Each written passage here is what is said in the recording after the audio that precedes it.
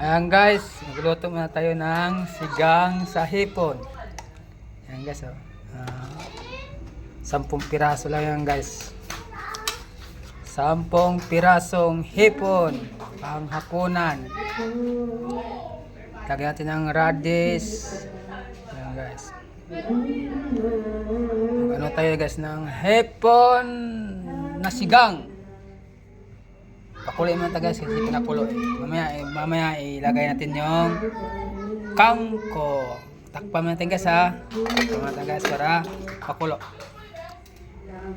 Sabi natin ng sigang. Maliit lang para hindi masyado maasim. Katamtaman lang yung asim.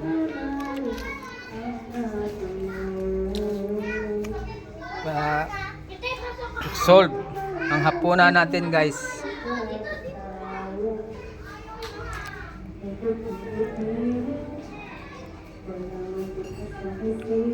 Tagal pa guys kasi matagal pa ito makulo.